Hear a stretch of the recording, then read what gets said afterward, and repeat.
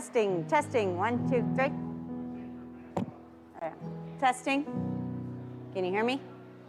10:15, you want to reconvene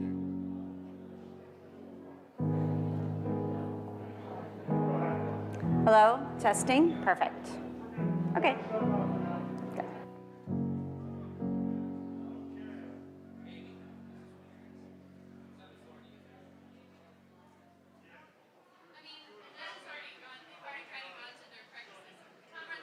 Probably in that.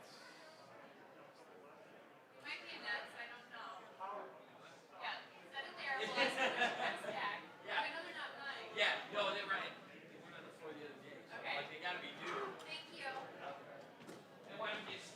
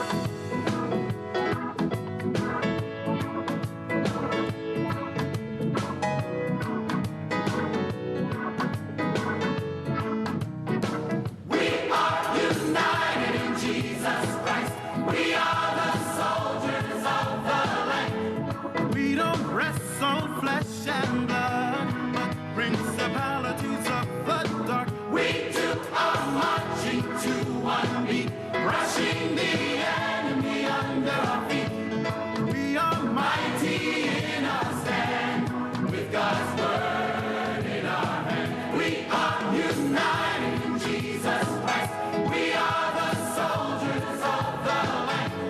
We don't wrestle flesh and blood, but principalities of the dark. We do our marching to one beat, crushing the enemy under our feet. We are mighty in our stand, with God's word in our hand. In our hearts we have a vision. We have made our decision to show the Father's love with great power from above. We are united in Jesus Christ. We are the soldiers of the light. We don't wrestle flesh and blood, but principalities of the dark. We do our marching to one beat, crushing the enemy under our feet. We are mighty in our stand, with God's word in our hand. Let us reach this generation, every tribe and every nation, for we've overcome the world by the blood of Christ the Lamb. We are united in Jesus Christ. We are the soldiers of the light. We don't wrestle flesh and blood, but principalities of the dark. We do our marching to one beat, crushing the enemy under our feet. We are mighty in our stand, with God's word in our hand. Lord our God is a sword and shield. Lord our God is a sword and shield. Lord our God is a sword and shield. Lord our God is a sword and tower. Lord our God is a sword and shield. Rock of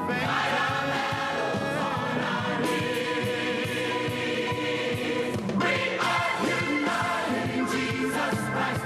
We are the soldiers of the light. We don't wrestle flesh and blood, but principalities of the dark. We do our marching to one beat, crushing the enemy under our feet. We are mighty in our stand, with God's word in our hand. Lord our God is a sword and shield. The Lord our God is a sword and shield. Lord our God is a sword and shield. Lord our God is a mighty tower. Lord our God is a sword and shield. Of faith.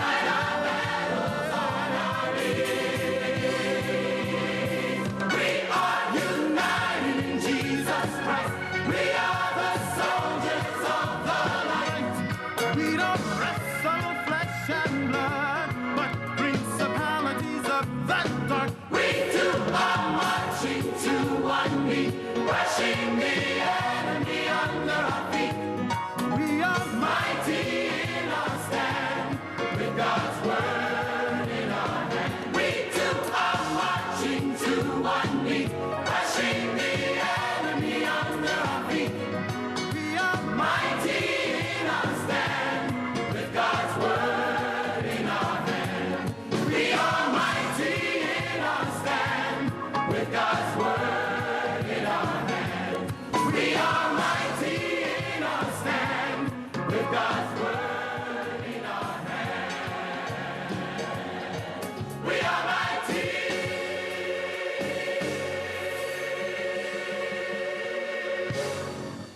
Okay, good morning, everyone. Can you hear me? Are we live? There we go. Thank you, Greg. Okay, good morning to everyone online as well. A couple of announcements, and then I will hand it over to Laura. Next Sunday, once again, October 3rd, you've heard it 100 times, I'll say it again, no education hour. Church is at 10:30, outside next Sunday, and then the whole celebration to follow. Small groups, this is my only announcement for the morning on what groups are coming up, but small groups are kicking off October 10th.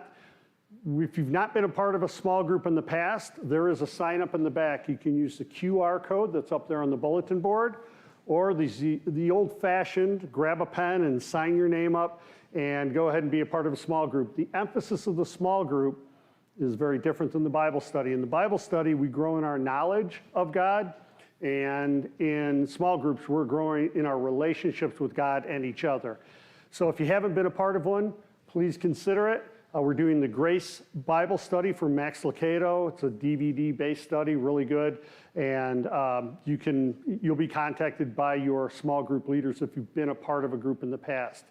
If you have been a part of a group in the past and you already know that you're already set, no need to sign up. If you have not been a part of a small group in the past, or your previous group disbanded, whatever the case may be, then go ahead and sign up and electronically or on the board, and then I'll be working this week to get everybody organized, okay?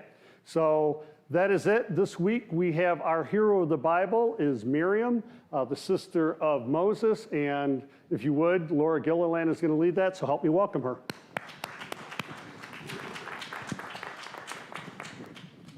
No clapping necessary. Good morning, everybody. I'm Laura Gilleland. I'm glad to be here today. I'm glad to see all of you. Let's begin in prayer. Let's fold our hands. Heavenly Father, we thank you for this opportunity today to come together to study your word. Lord, today we study the hero of the Bible, Miriam. Lord, we can glean from her life lots of direction and lots of lessons. Dig us deep today, build us in our faith in you. In your name we pray, amen.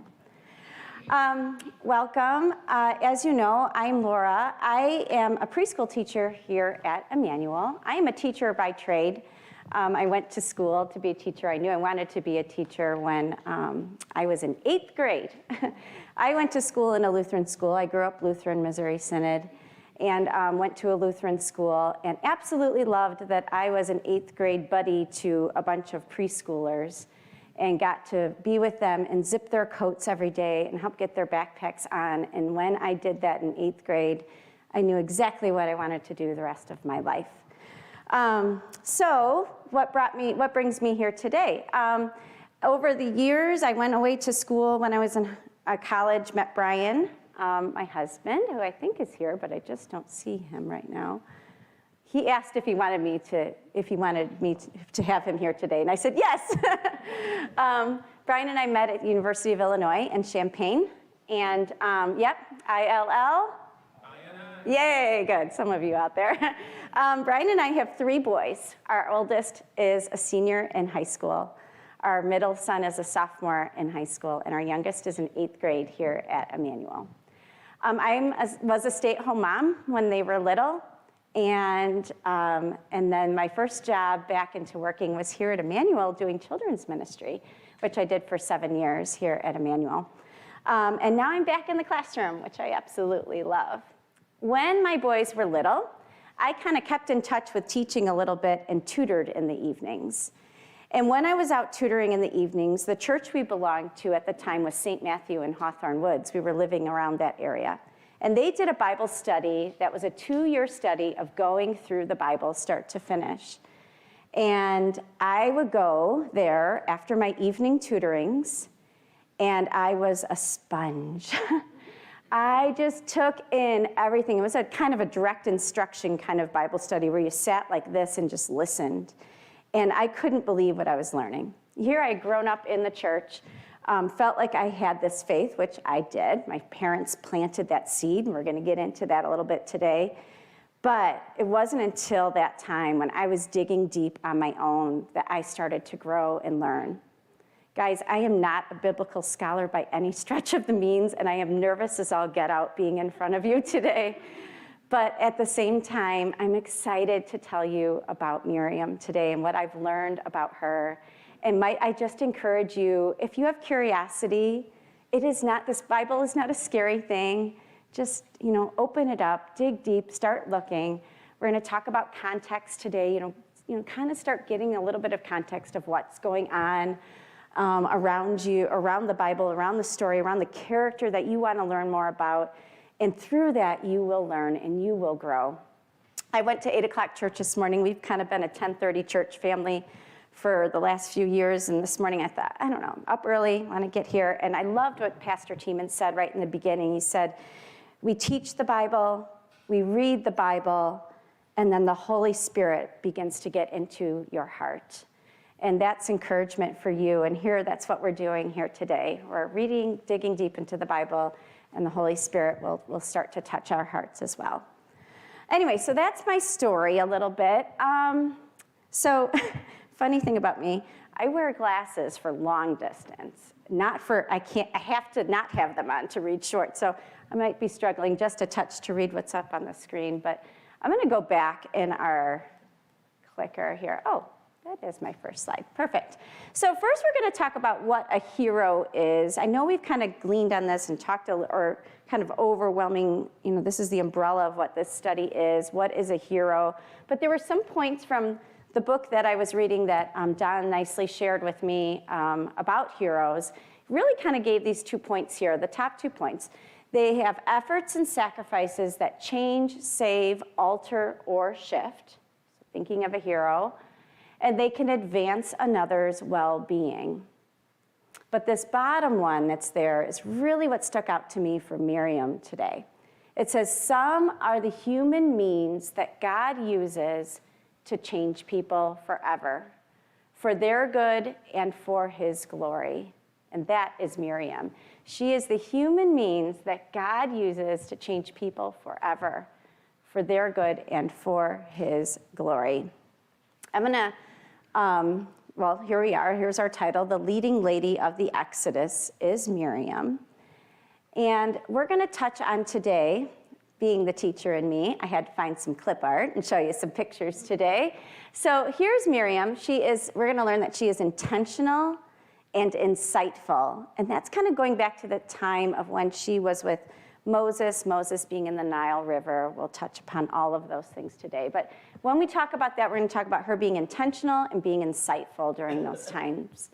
Then we see Miriam as a grown lady, as an inspired leader, as an influencer.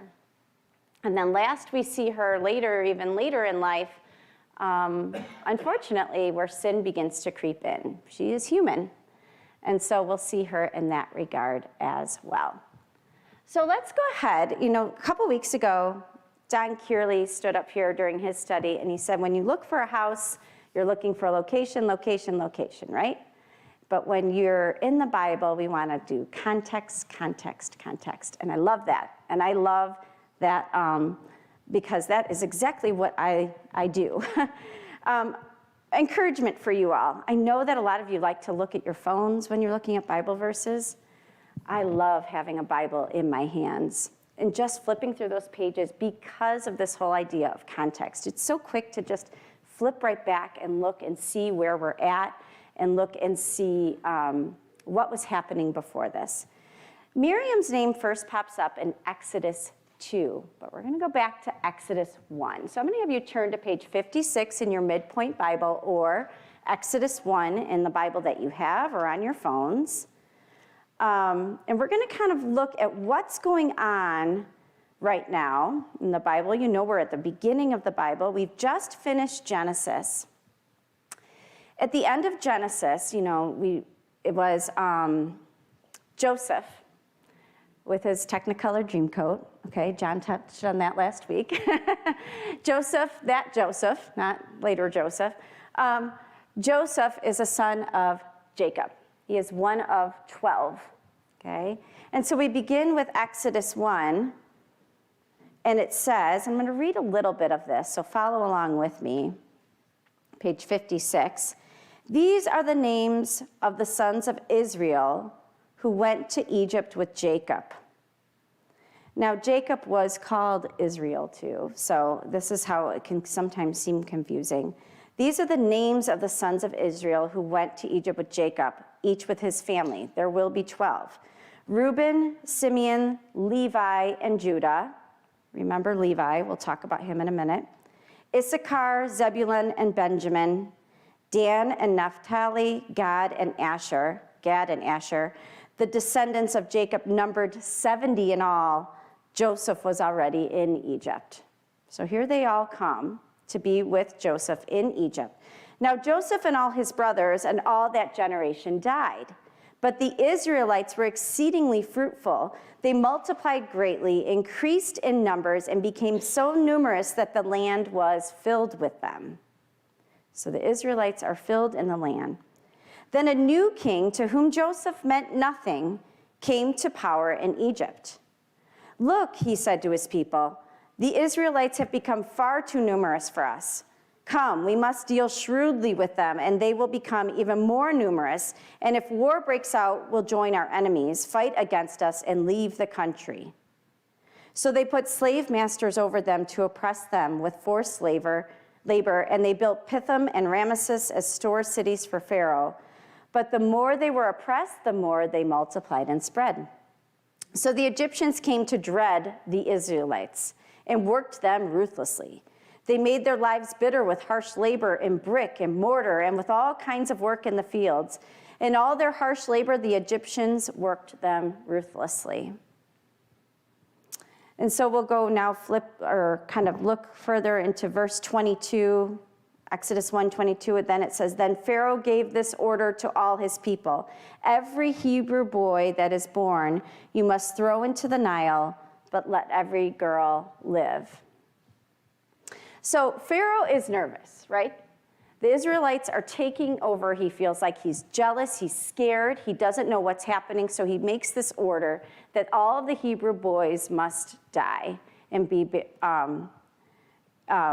must be thrown into the Nile, but every little girl can live. And so now we're gonna pick up on Exodus 2, where we're gonna hear Miriam. That's our context of what's happening, okay?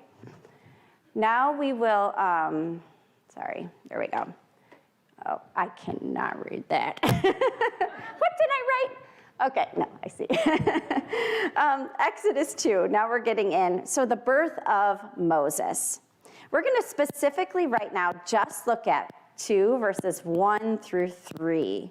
So we just came off of Pharaoh giving this order, and now it says, now a man of the tribe of Levi, so we just heard Levi's name, he was one of the sons of Jacob. A man of the tribe of Levi married a Levite woman, and she became pregnant and gave birth to a son. When she saw that he was a fine child, she hid him for 3 months. But when she could hide him no longer, she got a papyrus basket for him and coated it with tar and pitch. Then she placed the child in it and put it among the reeds along the bank of the Nile. So right now we see that a man of the tribe of Levi married a Levite woman.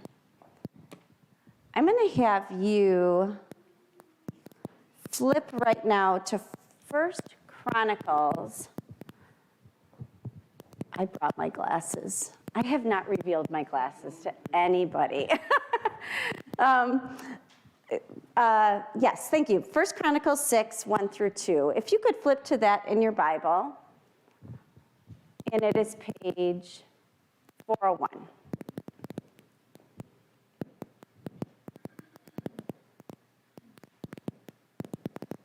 These microphones like to pop about this time in the message, right? Yeah.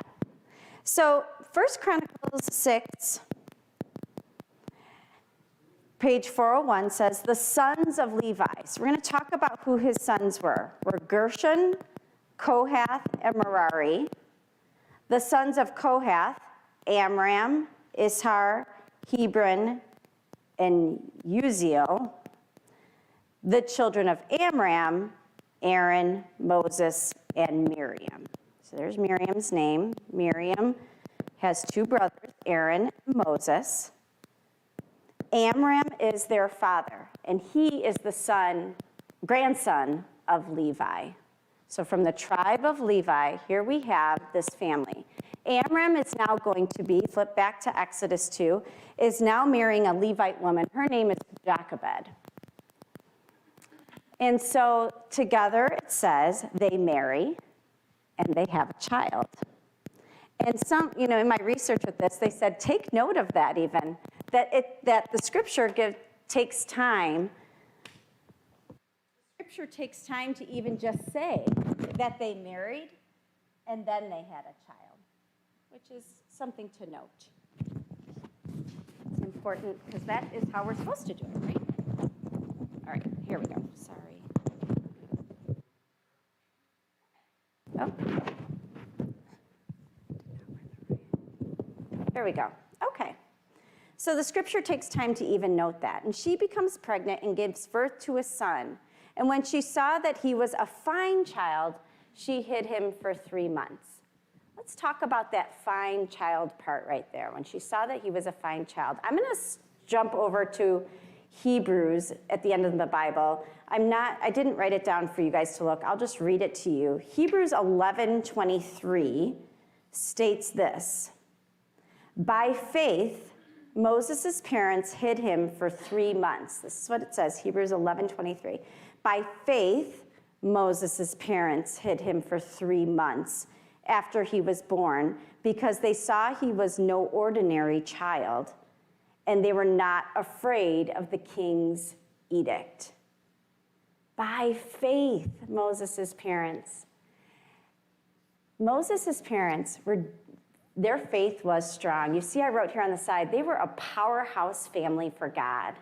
They loved God. And what we're learning here is that they shared their faith with their children. They weren't afraid of this king's edict. They had full and complete trust and faith in God at this time. Imagine putting yourself in their shoes, right? Here they are, baby boys are to be killed, and they decide to hide the baby. Those of you who've had newborns before, is it easy to hide a newborn baby?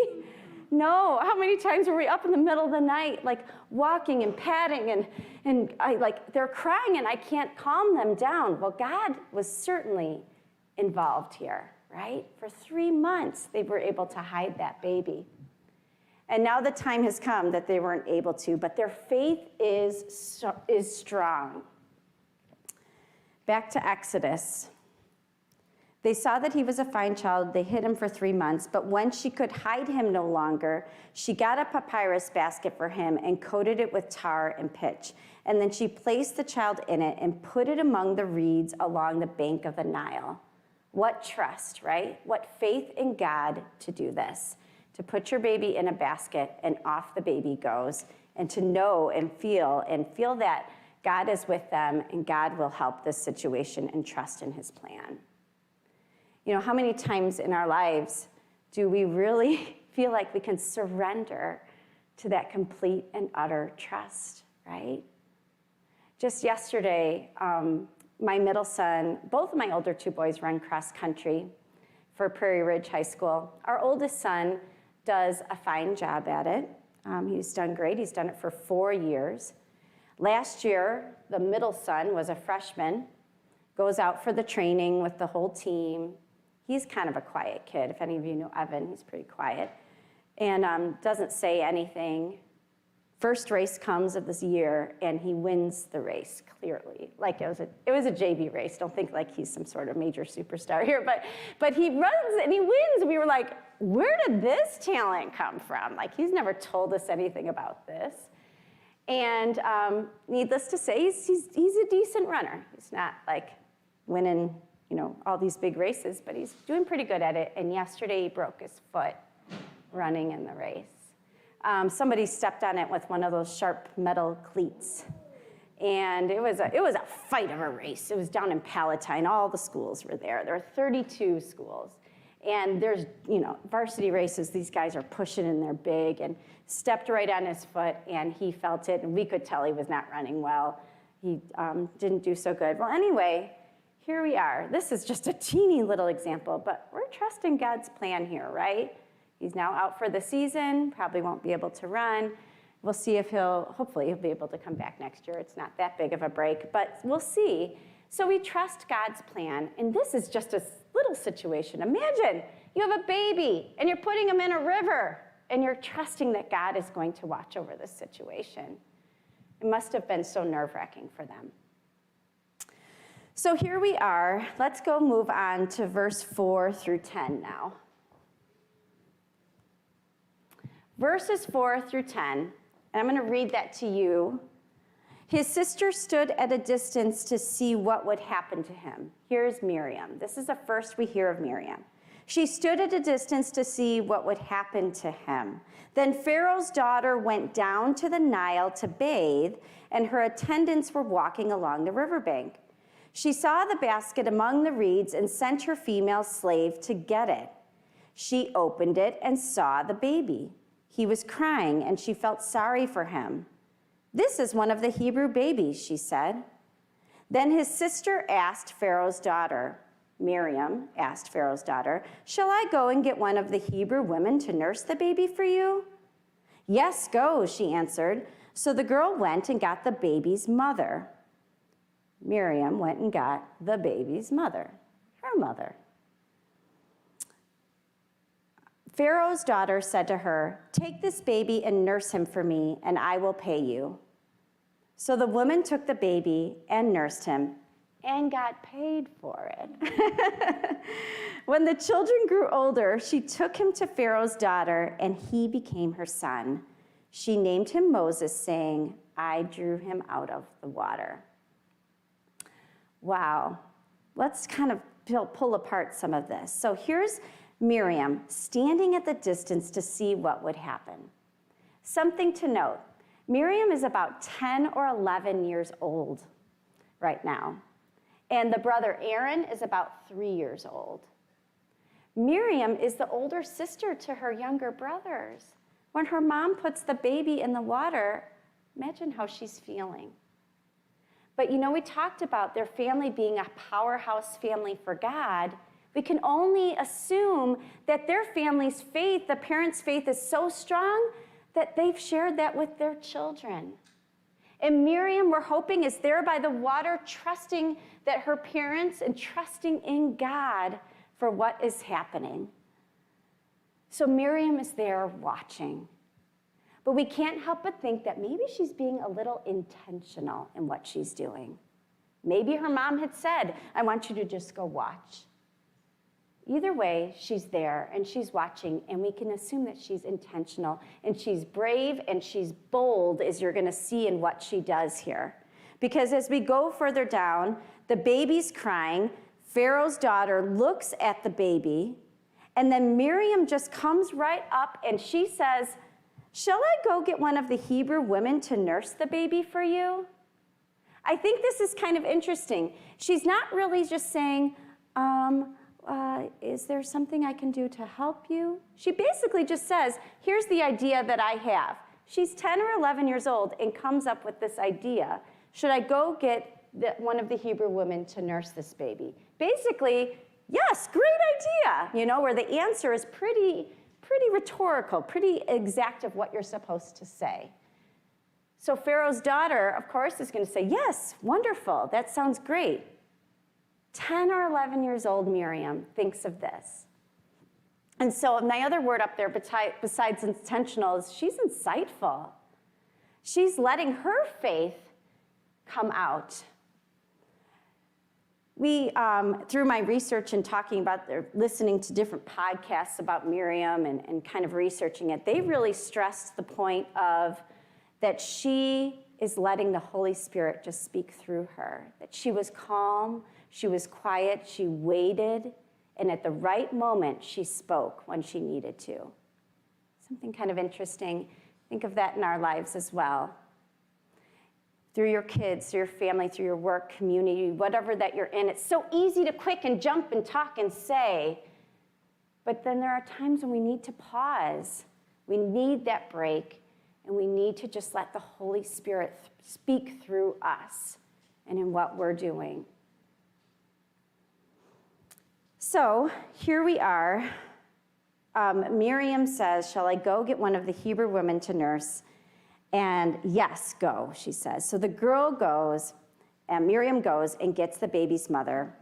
And Pharaoh's daughter said to her, "Take this baby and nurse him for me, and I will pay you." I already kind of touched on that Miriam's mom gets paid to care for her own baby. And she nurses him. In my research, it said that she probably nursed him till he was about 4 years old. Now, that's pretty awesome. You know, Moses got to live back with his family for 4 years.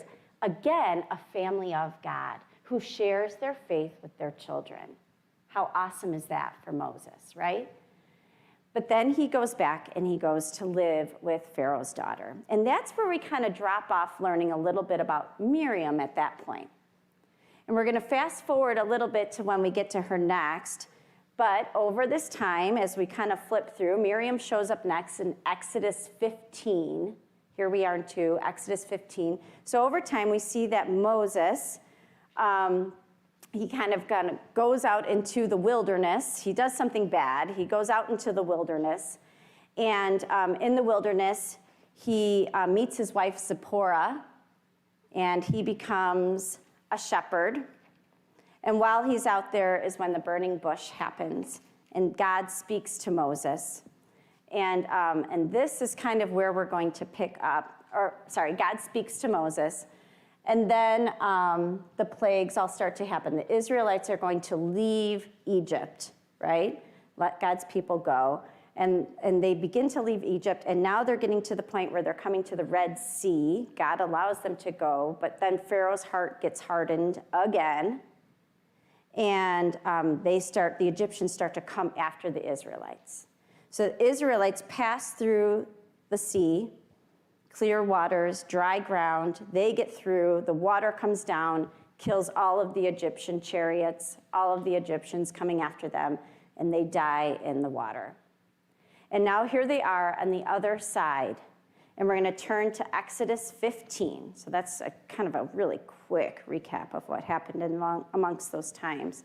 Exodus 15, page 70. Here's my clicker, right here. Page 70. And we're going to pick up and we're going to hear of Miriam again. In fact, it's titled The Song of Moses and Miriam. I'm just going to read a touch of this so you get a feel for it. It says, "Then Moses and the Israelites sang this song to the Lord. I will sing to the Lord, for he is highly exalted. Both horse and driver he has hurled into the sea. The Lord is my strength and my defense, and he has become my salvation. He is my God, and I will praise him, my father's God, and I will exalt him." You see, they are praising God. They are so thankful for what has happened. Let's kind of flip over to page 71 here, end of Exodus, or kind of middle of Exodus 15. We're going to go to 19, Exodus 15, 19, and it says, "When Pharaoh's horses, chariots, and horsemen went into the sea, the Lord brought the waters of the sea back over them, but the Israelites walked through the sea on dry ground. Then Miriam, the prophet, Aaron's sister, took a timbrel in her hand, and all the women followed her with timbrels and dancing. Miriam sang to them, 'Sing to the Lord, for he is highly exalted. Both horse and driver he has hurled into the sea.'" Miriam is called here a prophet. A prophet is an inspired person, an inspired man, or her, an inspired woman, a prophetess. She is a mouthpiece for God. She is also the first woman in the Bible to be called a prophet. A prophet was someone who would say what would happen, what they would say would happen, There were false prophets in the Bible. But Miriam is being called a prophet here. And all along, she's been with Moses and Aaron coming along. And now here she is as a prophet and also somewhat of a worship leader. She's got her timbrel, a tambourine, and she's leading the others with her, and they are following her. And she's leading them along, and she says, "Sing to the Lord, for he is highly exalted. Both horse and driver he has hurled into the sea." She here is worshiping God. She's worshiping God, giving God all of the glory for what he has done for them. Amen to that. And she is remembering what God has done. Those 3 points, worshiping God, giving God the glory, and remembering what he has done. Might we ourselves remember that too in our lives? Worship, give him glory, and remember what he's already done for us, which is amazing. So here she is, kind of leading her people and praising God all along. We're going to turn to page 589 in our Bible, Psalm 86, 9 through 10, if you want to join me with that, 589. And we're just going to see another praise for God here. A lot of numbers. There we go. 589, Psalm 86, verses 9 through 10.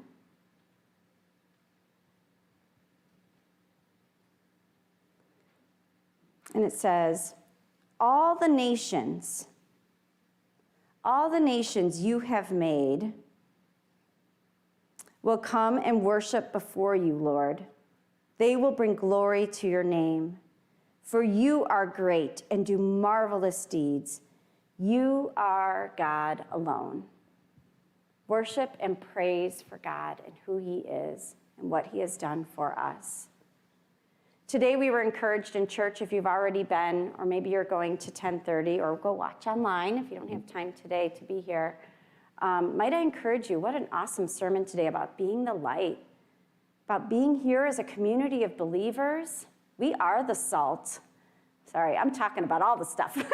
We are the salt. We are the salt of the world, the earth. We are Christians. We are a community of believers here. We get that feeling. We get pumped up. And then we go out and we are the light in this world, a light for God. We come and worship together, and then we go and we share that. You know, through our stories and through this studying, I was so convicted at how sharing with others, the influence that I have upon others, and just how I can shine that light. When Miriam was being this worship leader here in Exodus 15, they say she was about 90 years old. I hope I'm playing the tambourine at 90 years old. I'm not even leading worship now, and I'm hoping at maybe 90 I'll do it. Amy, mark me down, 45 more years. Here she is leading this at 90 years old. She's got a following, she is worshiping, and she is shining God's light right now in her life, which is just amazing. So we fast forward again to where again we see Miriam in the Bible, and now we don't see her again until Numbers 12. Numbers 12. Let's turn our Bibles to page 145. This is the last of the flipping that we'll do today. And I'm really just having you guys look where her name is listed here in the Bible. Numbers 12. What page did I say? 145.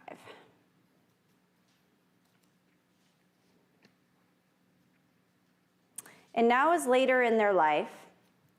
And as you remember, when the Israelites are out in the wilderness, they're turning away from God, right? They're starting to drift quite a bit. And Miriam, unfortunately, is a part of that.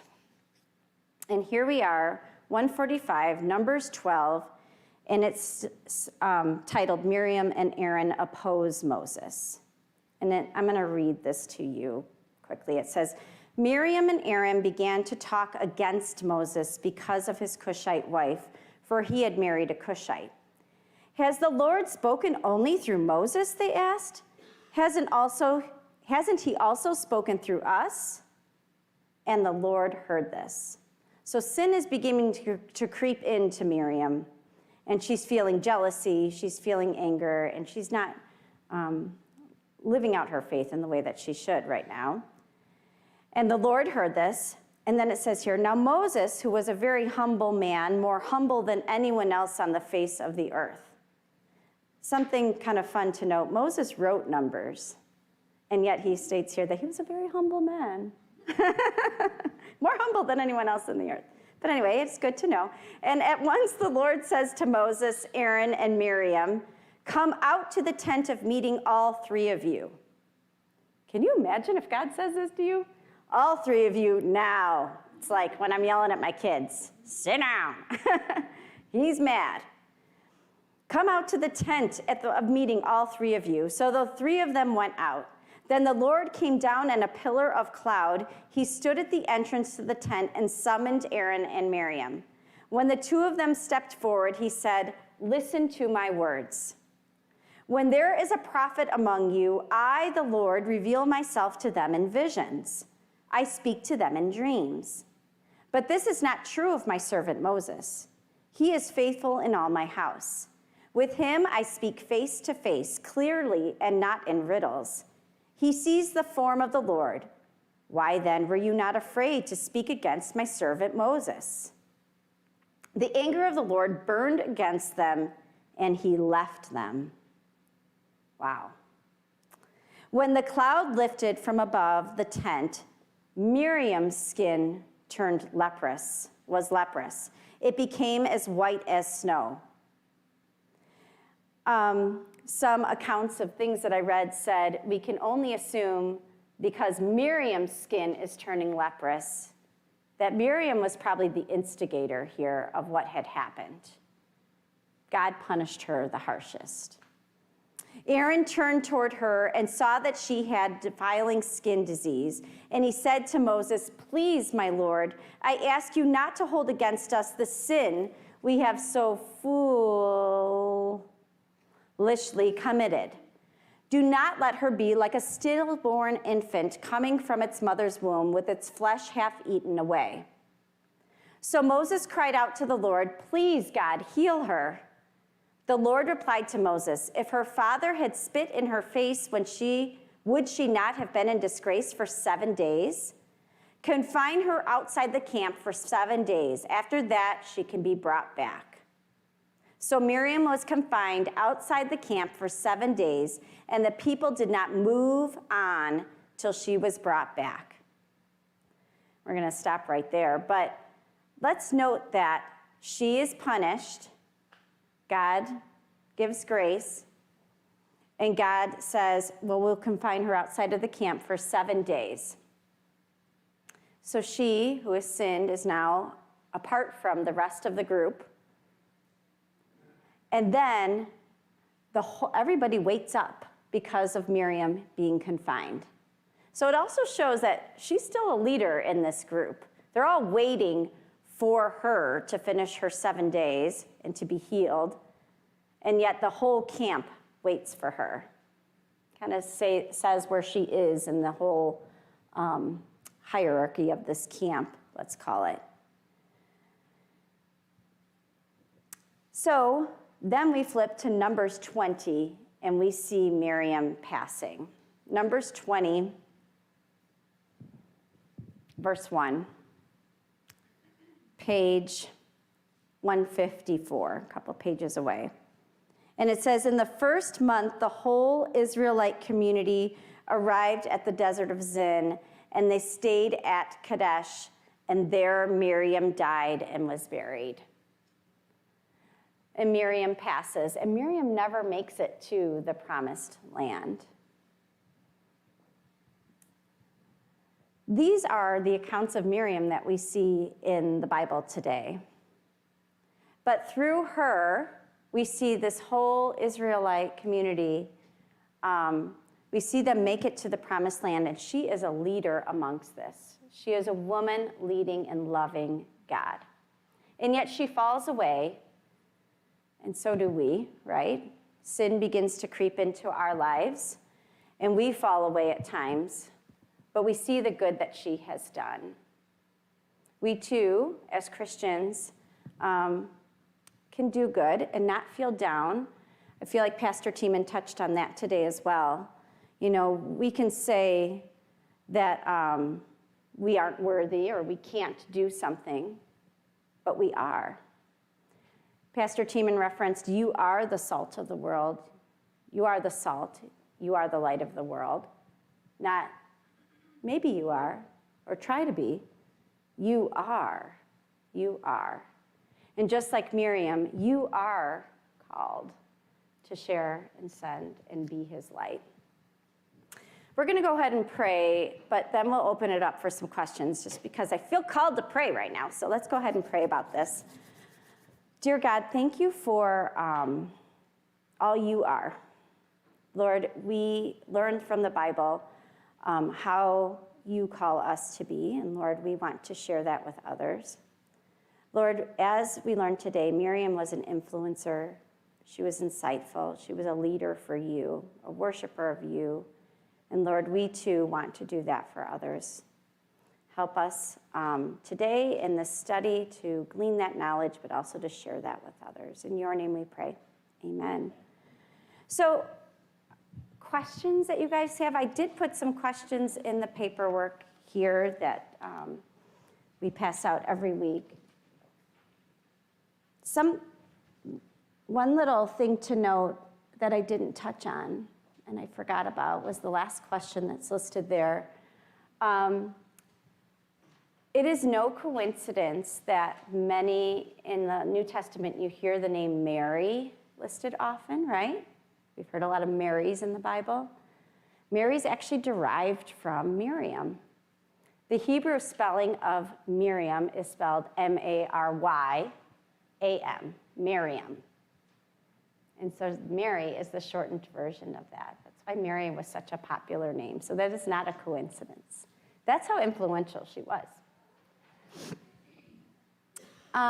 Questions, I'm sorry. Yes?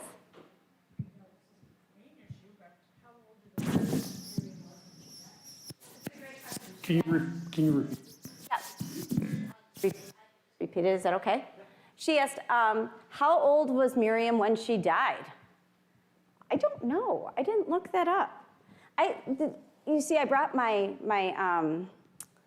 Bible for Mid-Pointe, but I also refer to my study Bible all the time. This is my Bible that always comes with me. I could flip and look for you, but I don't know. Anyone know how old Miriam was when she died?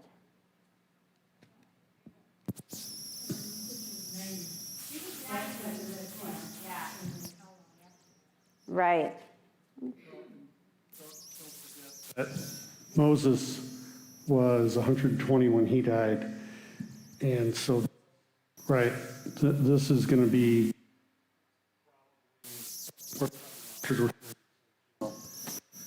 but how she would not. Yeah, I'm sorry, it doesn't say here, but yeah, good question. If I find it out, I'll get back to you. Or when I do, I'll look it up. Any other questions? Okay, we have one question coming from the computers, from the technology.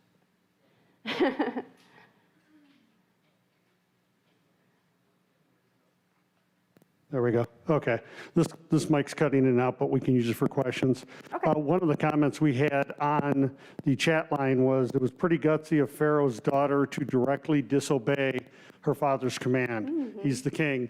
So did you pick up anything in your studies as you were preparing for Miriam, that expanded upon the situation for Pharaoh's daughter and what she would have faced? Yeah, that's a great point. You're right. She's defying her own father, right?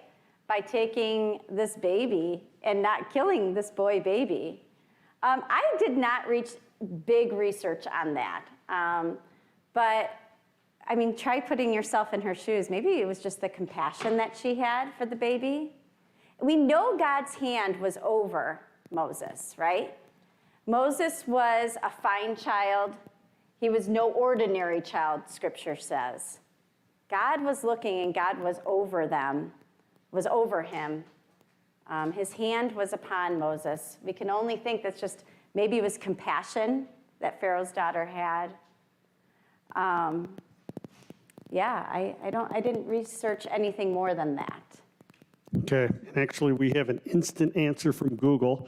Google. It says Miriam was probably 126 or 127, but if you asked 10 scholars how old she was, you would get 10 different answers. So you're going to be around 100 years old, give or take a decade or two. The only thing we know for sure is Moses died when he was 120. So, and how many years before did she die before Moses died and was buried? Yeah. And then Joshua took him into the promised land. So. Yeah. So one last question is, can you expand on this question number one? Explain the reasons that Pharaoh wanted all the Hebrew boys killed. And is that something you can, kind of step into? A little bit of speculation, but what was the driving force with Pharaoh to want to kill Moses and all those Hebrew children? Well, Pharaoh was scared of how the Israelites were multiplying greatly. How many times did we read that? When we did that context, looking back at Exodus 1, it kept saying, and the Israelites were multiplying, and they were taking over, and they were becoming a great community, right? And Pharaoh's getting worried. He's worried, he's scared, he's nervous, all those feelings. And so it's now probably probably an answer for him is to say, well, kill the boys that are being born so they don't grow up to be more men in this Israelite community. To just deepen and grow that community. So that's my only thinking there. Other thoughts on that? That's why I posed it as a question to you. Yeah, Michelle. So I was thinking, we probably people now, do I have anything to back it up after? But A, obviously, you take one step today in the community, you're going to have less children born. True. But also, men would be making up the army. So if there's any kind of uprising or revolt by the Israelites, it would be Men. Yeah, but for those of you online, I'll recap what Michelle Krause just said. She said that two things. A, the babies being born, when you take away one sex, you can't reproduce. And then B, men, babies, boys, becoming men, well, they become part of that army, that Israelite army that would grow stronger and deeper and fight. So maybe taking away the boys was a reason for that. Good. I like studying with you guys. Let's learn together. So, great. Other questions? Okay. Well, thank you guys all for coming today. I appreciate you being here today. I love diving deep into studying. I love these Mid-Pointe studies where we're studying characters now. I don't know what Don has up his sleeve for after this study's done. I know we're doing Grace, the small groups. But might I encourage you guys to just keep coming, tell your friends about it. For an hour, digging deep into Scripture. There's nothing better, right? All right, guys. Thank you so much again, and have a wonderful day. And let me know if you have other questions. Come up and chat with me. So, nope.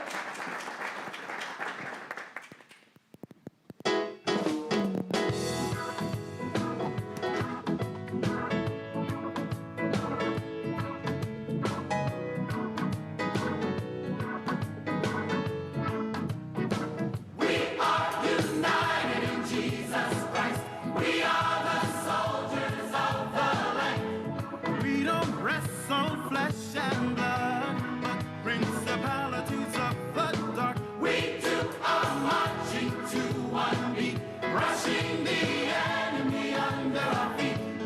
We are mighty in our stand, with God's word in our hand. We are united in Jesus Christ. We are the soldiers of the land. We don't rest on flesh and blood, but principalities of the dark. We took our marching to one beat, crushing the enemy under our feet. We are mighty in our stand, with God's word in our hand. In our hearts we have a vision. We have made our decision to show the Father's love with great power from above. We are united in Jesus Christ. We are the soldiers of the light. We don't rest on flesh and blood, but principalities of the dark. We took our marching to one beat, crushing the enemy under our feet. We are mighty in our stand, with God's word in our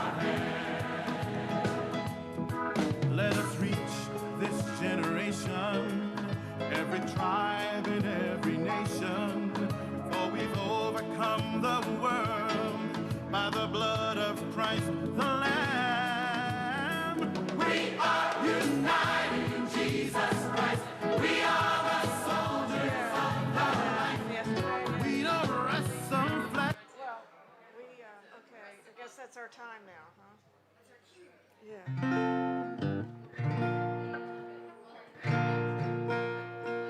Well, Greg, we got out at 10, since we got out later to ride bikes.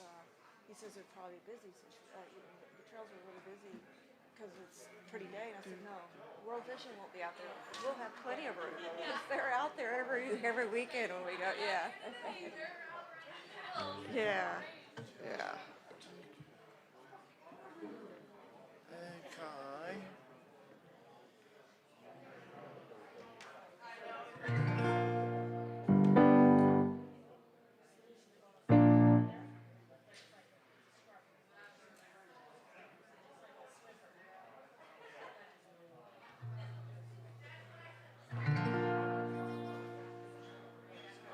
Are you good? Yeah. No, you're not good? I think we're good. We can go ahead and get started, I guess. Do the mic check and all. He doesn't have sound on his bass. Oh. There we go. Okay. All right, you guys want to play through The Way? Sure. Sure. And then we'll jump into another song. Okay. I think. Am I muted? Because my mic is on. I think I'm muted. I think I'm muted. Hello? It's on. Hello? Hello? Yeah. Is it still on some other channel? I hear you. You're just not that loud. I think. You can't, it's on, but it's not coming in.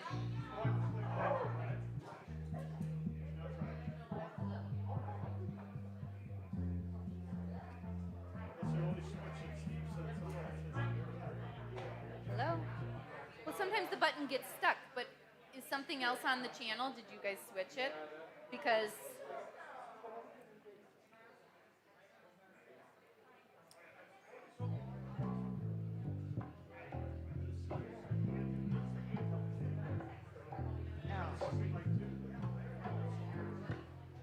mine is, I don't know, mine is just whatever this is. Hello? Hey, Greg, open up the handheld channel. Go ahead and plug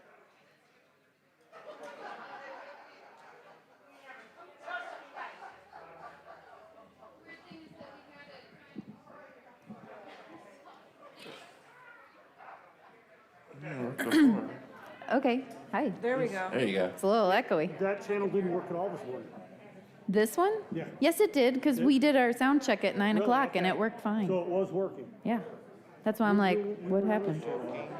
I'm very confused. So we'll fix it. Use that one for now. And What is this coming through? It's not coming through the stage. It's somewhere, it's running somewhere else. Check, check. You're not hearing any monitor? Well, do you hear how it's like echoey? It's because it's like in the room. Well, it's supposed to be. I hear you here too. Oh, okay. You don't hear yourself? Maybe it has a reverb on it. We'll see what happens. Okay. 1, 2, 3, 4.